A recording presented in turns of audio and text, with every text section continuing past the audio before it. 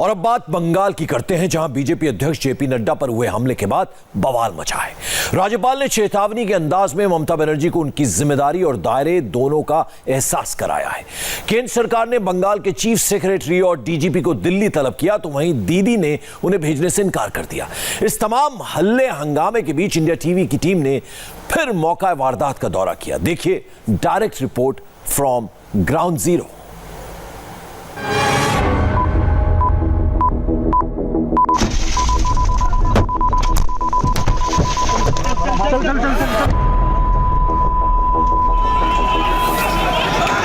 ये diamond harbour का वही डांस ऑफ डेमोक्रेसी है, वायलेंस ऑफ लॉ है, जमहूरियत का माहौल है, लोकतंत्र का चीरहरण है। सत्ता के मद में विपक्ष के मान मर्दन का दुस्साहस है, विरोध को खामोश कर देने वाली असहिष्णुता है।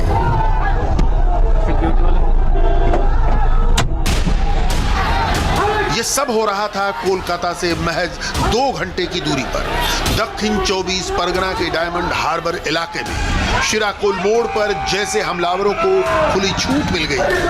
बीजेपी के राष्ट्रीय अध्यक्ष के काफिले पर ईंट पत्थरों की दे दनादन।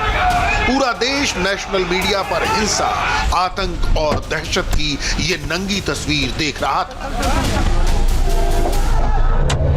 पथराव किया गया है, उनकी गाड़ियों पर पथराव किया गया है और भी कुछ गाड़ियां हैं, देखते हैं हर गाड़ी का जो है वो शीशा जो है वो टूटा है। आप देखिए इस वारदात की गवाह बनी हमारी वरिष्ठ सहयोगी जोईता मित्रा सोन। डायमंड हार्बर तक पहुंचते हुए जो रास्ता है, डायमंड हार्बर कांड के ठीक अगले दिन जोईता वापस उसी शिराकोल मोड़ पर पहुंची।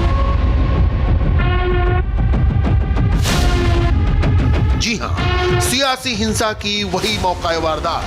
बीते कल की वारदात का कोई निशान नहीं, मगर उसकी गूंज साफ सुनी जा सकती थी।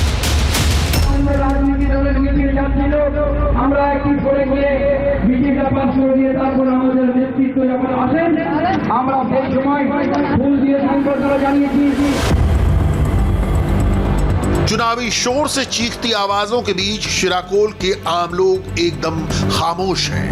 वो गुरुवार की घटना के बारे में कुछ बोलने को तैयार नहीं। कैमरा और माइक देखकर वो चुप्पी साध लेते हैं। ज्यादातर का जवाब ये है कि या तो उनकी दुकान बंद थी या फिर वो यहाँ थे ही नहीं। यहाँ पर ये नहीं थे, दुकानें बंद करने को बोली गई थी, वो कह रहे हैं। और यहाँ के माहौल को लेकर ज्यादा कोई बात नहीं करना चाहता है। जो भी कुछ हुआ, आपको लगता है कि वो सही हुआ है यहाँ पर? क्या जो भी कल कुछ हुआ, पथराव हुआ, क्या वो सही हुआ? नहीं, मेरे को मालूम नहीं है, मतलब चला गया ना। आप कुछ बोलेंगे? आपने देखा था कल की हुई? मगर जोईता ने जो वारदात अपनी आंखों से देखी, जिसकी वो खुद गवाह रही, उस पर लोगों के ये रिस्पांस कतई संतोषजनक नहीं थे। मगर जल्द ही हमें कुछ ऐसे लोग भी मिल गए जो नाम लेकर बता रहे थे कि इसके पीछे कौन था, तृणमूल के किस नेता का हाथ था। ये बीजेपी समर्थक थे और इनकी माने तो हमले की वारदात को अंजाम देने के लिए लोगों को दूर दूर से जुटाया गया था।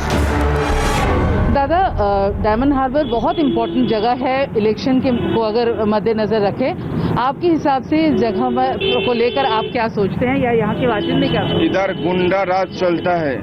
इधर गियासुद्दीन मुल्ला मगराट पश्चिम का विधायक है, उसका नेतृत्व में, और सौगत मुल्ला कैनिंग का एमएलए है, तो उसका नेतृत्व इधर झमेला कर पूरा प्लान करके रखा था।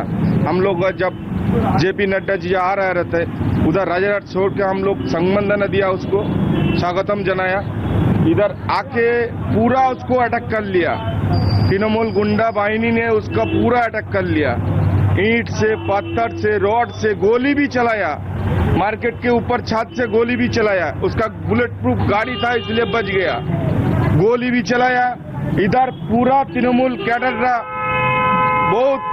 बहुत इधर आदमी था, पूरा कैंपिंग करके उसको कम्बस करके लेके आया था। दूर से आदमी को, कैनिंग से आदमी को लेके आया, दूर से आदमी को लेके आया, पूरा जमा किया और अटैक करने का पूरा प्लान था। प्लान करके ही किया है वो लोग।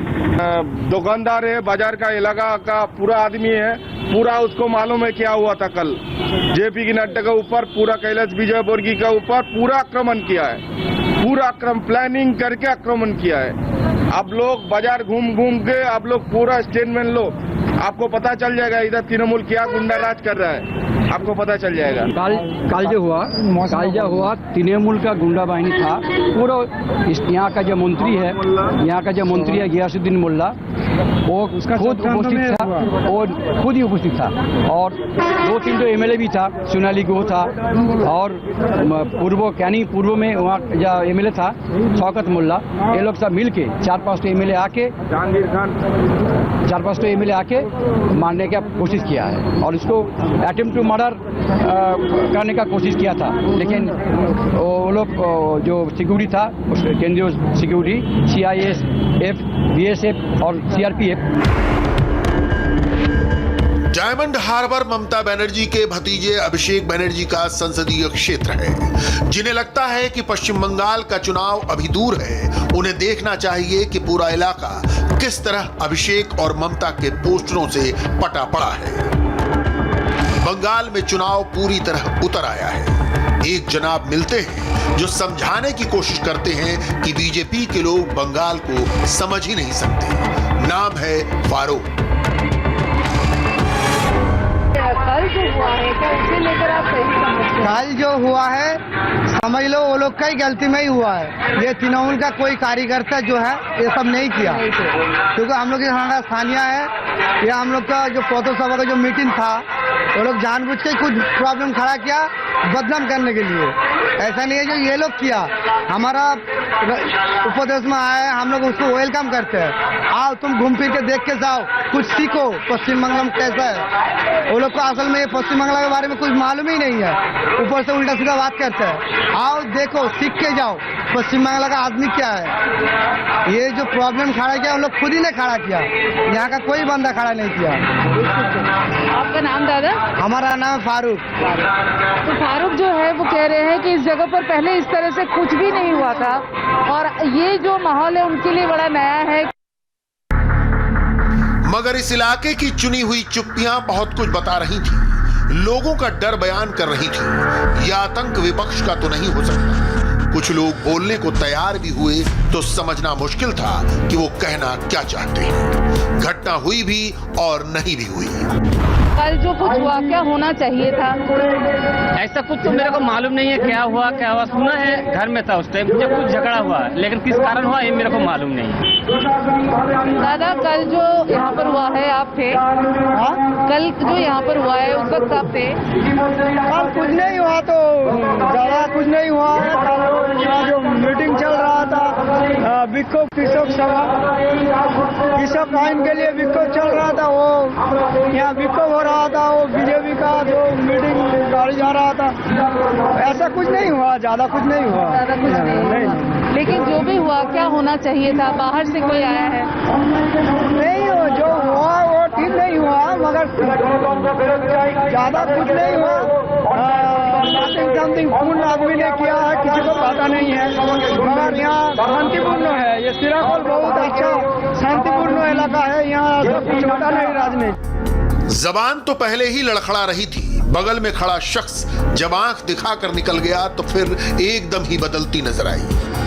लीडर लोग है वो भी कुछ झमेला झपकी नहीं करता है, झगड़ा गुंडागर्दी यहाँ होता नहीं।